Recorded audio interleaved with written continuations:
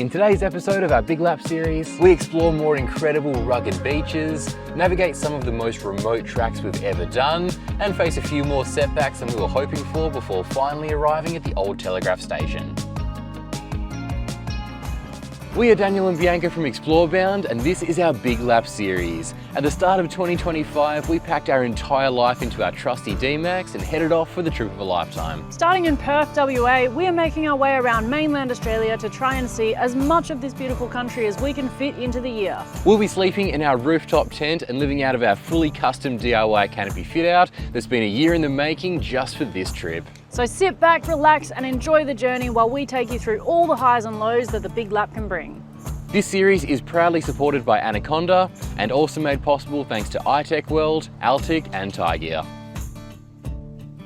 Hello and welcome to an extremely wet morning here at camp. Bianca for some reason has decided that all rainwater must be collected. So she's been walking around putting bowls at all the drip points. So there's one over there. And look how much water we've collected. That's a whole bowl. That one's already like a quarter full and I only put it there a minute ago. This one's basically full. He's only been there 2 minutes. And my sink's already full. So we have a lot of rainwater collected. Bianca's chair's also wet. Oh no, it's soaked. The real question is, what are we going to do with all this water? Dishes. How many dishes are we doing? I'll show you our dishes pile. This is how many dishes we have to do. Actually, a lot of them are on the floor. Some cutlery. There's dishes on the floor. Yeah, but you're dirty to bowl to be able to clean bowl. That's a paradox. But also, I could wash my face. That's I could true. have a shower.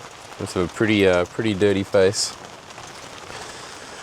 Anyway, so we didn't get too much sleep last night as a result of the rain. It was pretty heavy throughout. So we're up now, we've had a bit of breakfast, about to hit the road if we can pack away this setup without getting too drenched. It's gonna be a wet pack down, I think. And also, I don't have a rain jacket because I didn't bring one. Time to pack this camp down in the wet and get on the road. Do some dishes.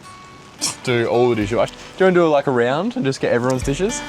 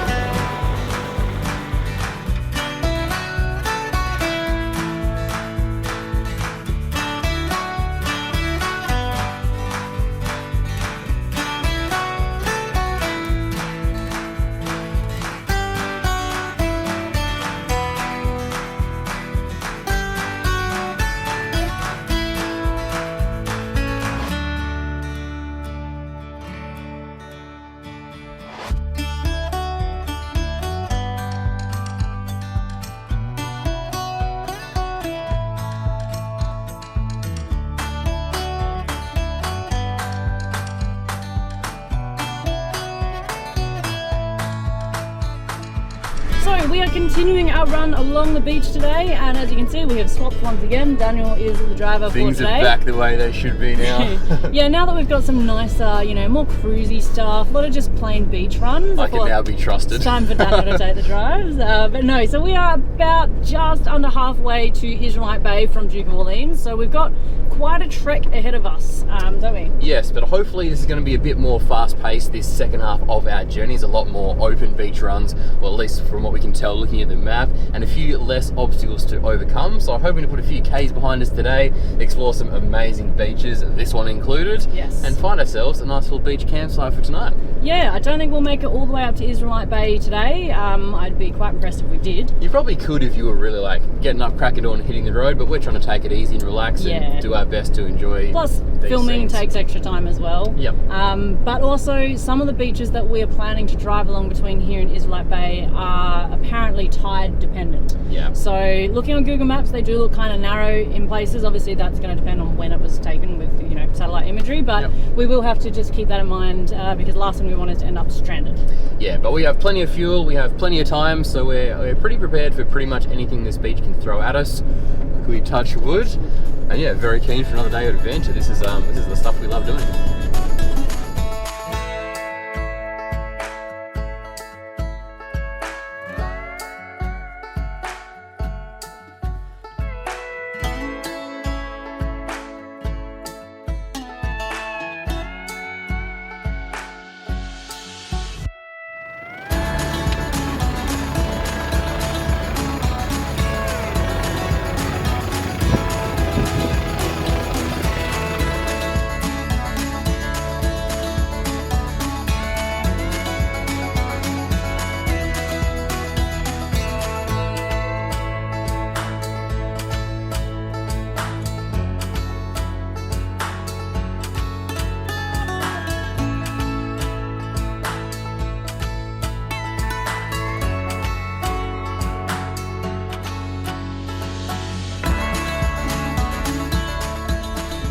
So unfortunately have just come up to another one of those closed gates. So the track closed for 1080 poison risk, is it? Or? No, this one actually didn't say. Normally it's dieback that they're closing for, but I think this one might just be like dune rehab area. Yeah, so that was the route we were planning on taking to get to the further along beaches. So we're hoping if we continue this same direction, we're continuing east, that there might be another track we can duck up to essentially get to the same area, but of course avoid using that closed track. So if we can't, we'll be doubling back and going a long way back, a long way inland, and a long way around. So fingers crossed we can find a route up ahead. So just dropping back down onto the beach now, and Bianca pointed out a good point, that the track we were just on is quite well worn, which means a lot of cars have been traversing it, which hopefully means that the tracks off that we're hoping to get to are indeed open to get us where we need to be. Or it could mean this beach is just that good, people have come all the way to it and then reuse that same track to go back again.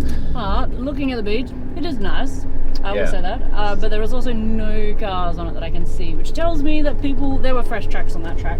So people have either been here and then been back, or they've been here and been somewhere. So I reckon they've been here and been somewhere. There are a few tracks along the beach too.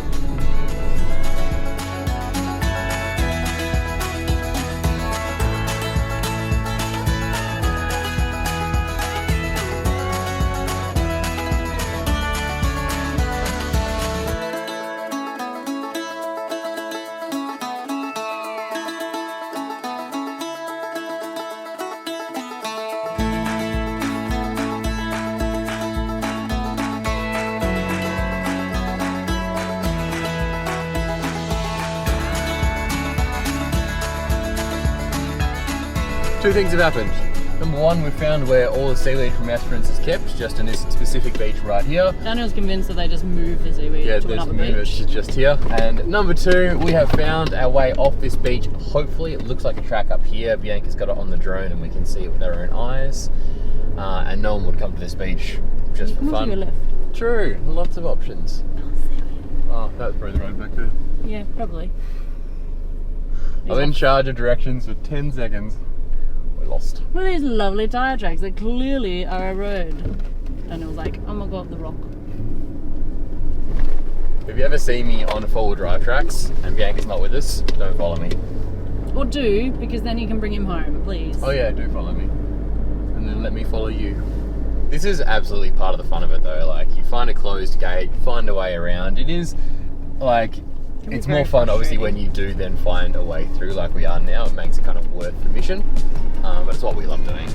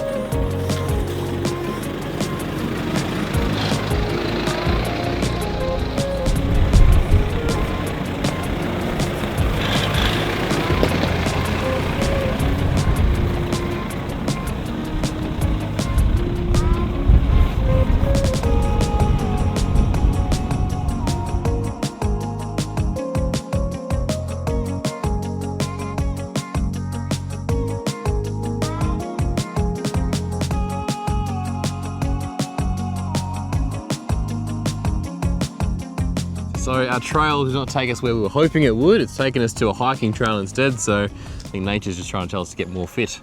It's like, here, do this 7-kilometer return hike. It is very annoying when just behind me is what is clearly or was a track, but also down here, no forward drive. So they've obviously closed this off, but I have a feeling that that might have been the track that would take us where we need to go. Yeah, probably. Because that's the walking trail with little sticks. Yes. Oh well, So. guess I'll have to find another route. Backwards and onwards. Backtrack once again.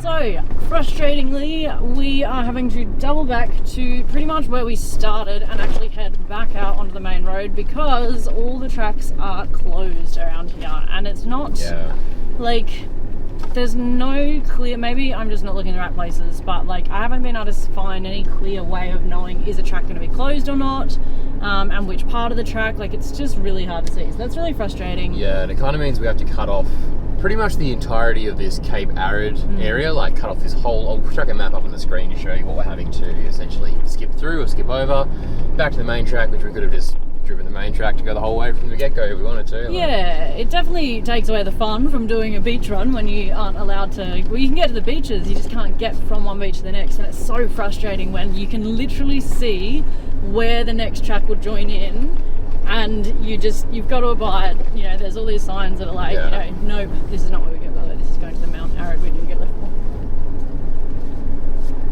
for? Anyway, that's our update, so we will now go all the way back and find Merivale Road again, and unfortunately have to hit the road. Yeah, and we'll pick this up when we are back on somewhat of a going the right way.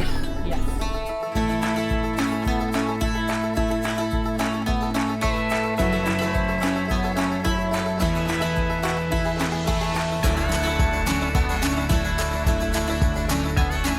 So our day of exploring continues. We've found a way down a bit of a gravel road here, Fisheries Road in this area, and there's a nice sign here saying we are officially on the Israelite Bay track, so finally going the correct direction. And it does point out there's no fuel or water beyond this point, so we are full on both respects there. Yeah, we are pretty set to go. Yeah, and then, so I think from here we go about 60-ish Ks, give or take, to get to Point Malcolm. So we're actually going to skip over Cape Arid and Cape Paisley, or Pasley, or however you want to say it. Yep. Because the tracks there just don't meet up. So to get from Cape Arid or that area to where we're going now, Point Malcolm, you have to come this way anyway. So yep, Point Malcolm is our destination for tonight, and tomorrow we'll jump on the coast there, and hopefully from there we should be able to find our way up to Israelite Bay and conclude this little journey. So not seeing as much as we wanted to of this particular area of coastline, but we've still seen tons in the past couple of days, and we should still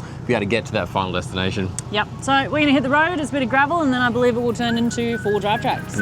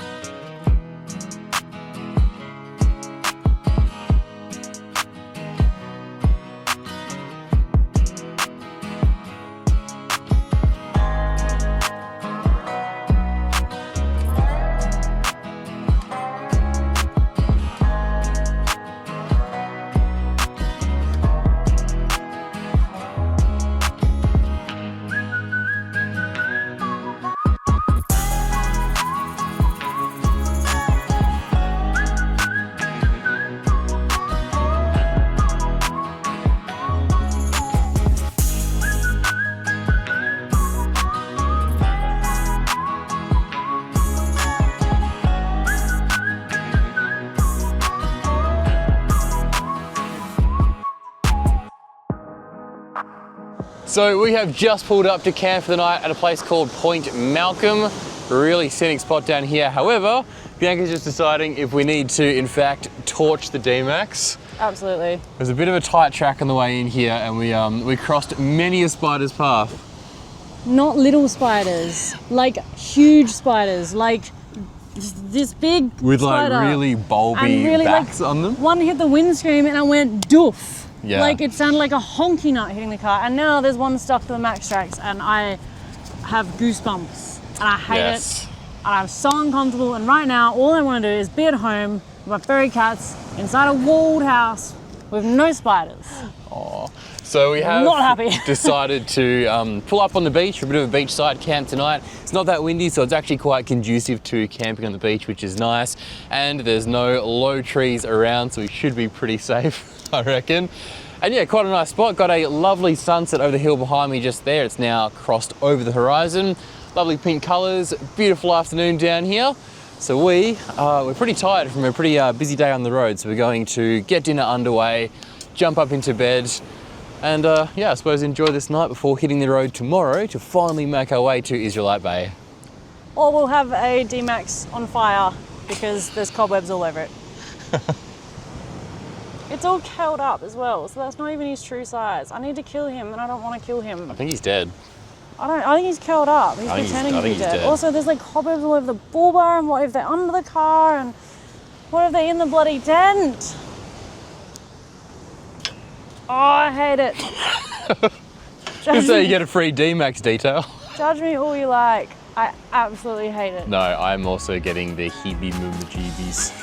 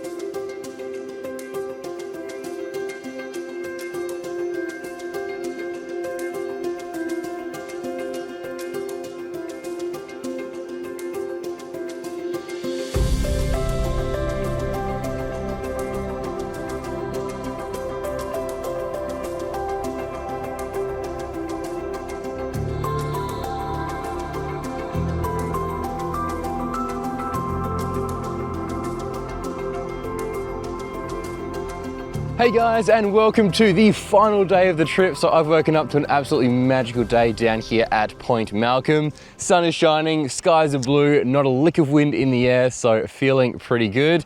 Israelite Bay is way behind my shoulder over there in the distance. So that is our goal for today, to essentially hop from beach to beach, rock to rock, and finally make our way to Israelite Bay. Now, this Point Malcolm is really nice, by the way. It's nice to appreciate it in its true glory in sunshine. Obviously, when you roll into places at nighttime, it's hard to get a good feel for what they're like. This is really nice. The waters behind me are quite sheltered as well, because that Point Malcolm does kind of jut out into the water up there, which, yeah, kind of results in this nice sheltered bay behind me just there. So I'm thinking I should wake myself up with a bit of a swim to clean off a bit and, yeah, just freshen myself up for an awesome day of exploring.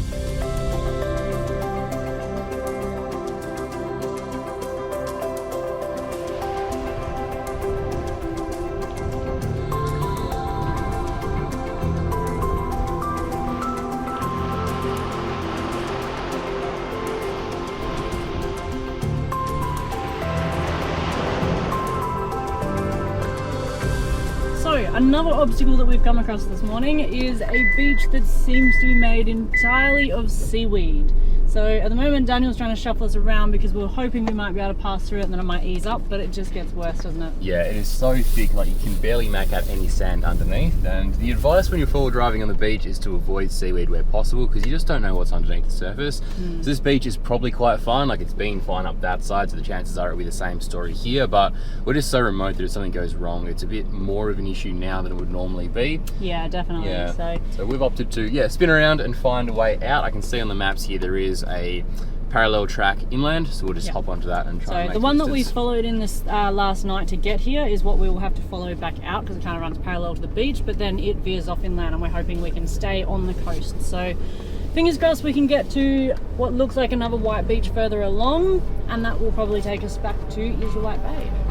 But yeah, for now we are meandering through seaweed.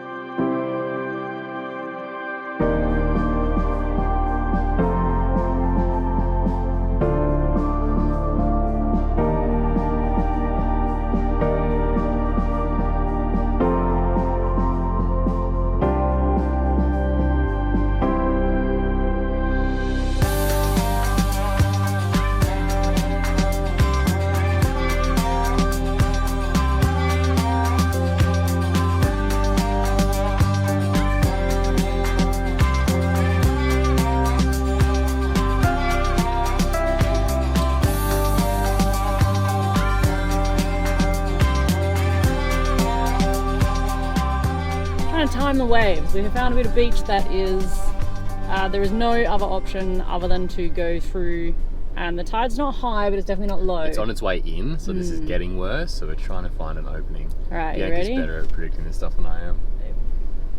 Here you go. Go, go, go, go, go, go. I'll hug right up here. Yep, hug right up here, and we'll have to sit, and we're gonna get wet.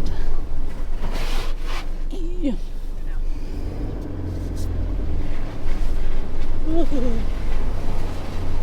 Alrighty, there we go. Now just hoof it.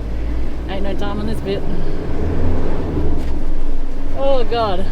Chris, Oh, who doesn't love a bit of salt under the car, hey? this car is going to need a very thorough underbody clean once we are finished with not the whole trip, just this beach, I reckon. Yeah, the last 24 hours there's been so much salt water.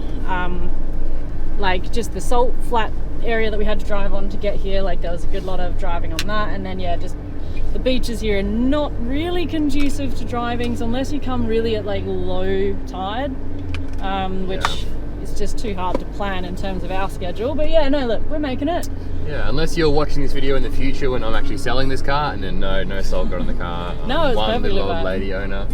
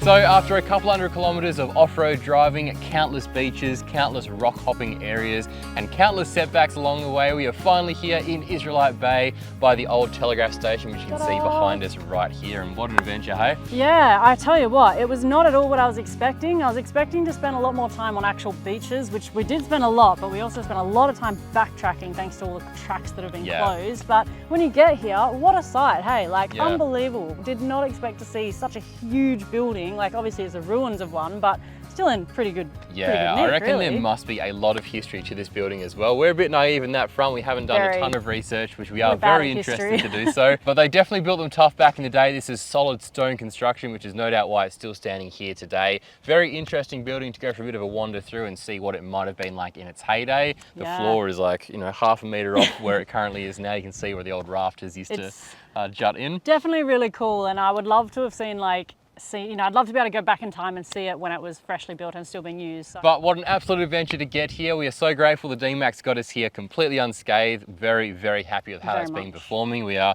definitely chucked it through this, that and everything over the past couple of days, and we are here happy and finished for this portion of the trip. Yeah, so we finally made it all the way from Duke of Orleans all the way up to Israelite Bay. It is a hell of an adventure. If you're planning on doing it, maybe try to check if you can. We found it really hard, but check what tracks are open. We got setbacks so many times because of shut gates, locked gates due to dieback or dune, rehabilitation of the dunes and whatnot. It was really tricky and we had to backtrack a lot, and it wasn't as smooth as what it could have been if some of those tracks had been open. Yeah, so. Still epic nonetheless, but it would have been just that little bit sweeter if we were able to kind of get through those sections we wanted to. We could have essentially stayed off-road for the entire trip if that was the case. It also would have used a bit less fuel. So if you aren't going to do this, which it is fun, and I say I don't recommend it only because there's a lot of setbacks, but it's still good fun. So if you are going to come, make sure you've got a long range fuel tank or at least some jerry cans, because there is the only place really to get fuel from here was about 60 k's east of Esperance. Otherwise you got nothing until you're on the Nullarbor.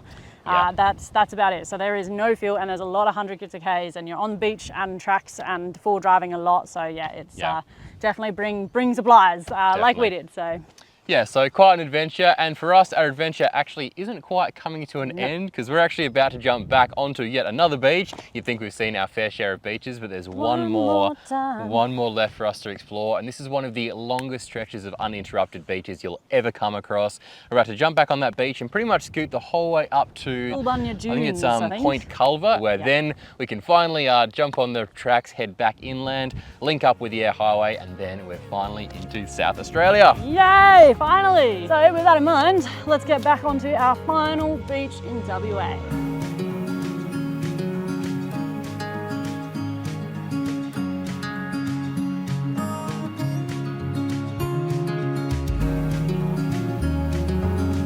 So a somewhat fitting way to end a trip that's been turnback after closed gate, after impassable track. We eventually made our way onto the beach run that we're really excited to do, to find the beach absolutely covered by probably 1 meter plus thick seaweed the whole way down to where the waves are lapping up. So that beach is just not drivable. No, and we sent the drone up and forward, and that seaweed went for many kilometers up the beach, to the point that we just turned the drone back and had to wait like 5 minutes for it to come back. So yeah, it's just disappointing to say the least. So we're calling it. We're dragging our tail between our legs back to another track that runs inland all the way to Point Culver, which is where we wanted to end up. That's where we'll make our way back inland. It's just, it's just an inland four-wheel drive track now. It's not a nice beach that we were hoping it was going to be. Not a beach run. It does take you to Point Culver, because that's what the sign said, across 100 k's of four-wheel driving track. So that's probably what we're going to be doing for the rest of this afternoon. Yes. Which means it's probably going to be another late get to Camp Arvo, because the amount of times we've had to frickin' double back today. Yes. Story of our life. I think we'll call this episode there, but thank you so much for watching. There was a ton of fun we had throughout this expedition. Like, these things happen. It's kind of part and parcel with taking on adventures like this. This one just had a few more turnbacks than we would have liked, and now it's over. Yeah, it is. So thank you guys so much for watching this episode of our Big Lap series. We hope you guys have enjoyed watching along, and we'll catch you very soon for our big cross into South Australia. Catch you then. Happy camping. In the next episode, we finally get out of WA and head into a brand new state. Join us as I get to drive the Nullarbor for the first time. We get a little too close for comfort on the Great Australian Bight, and thanks to Daniel, we have to call in to a local police station. Come on, little man. Oh dear. Oh, he's having a stressful day. It's okay, buddy. Oh, it's okay, buddy. It's very tough. Oh, you're very scary. So crazy. It's okay, buddy. It's alright. Oh boy, there we go. There we go.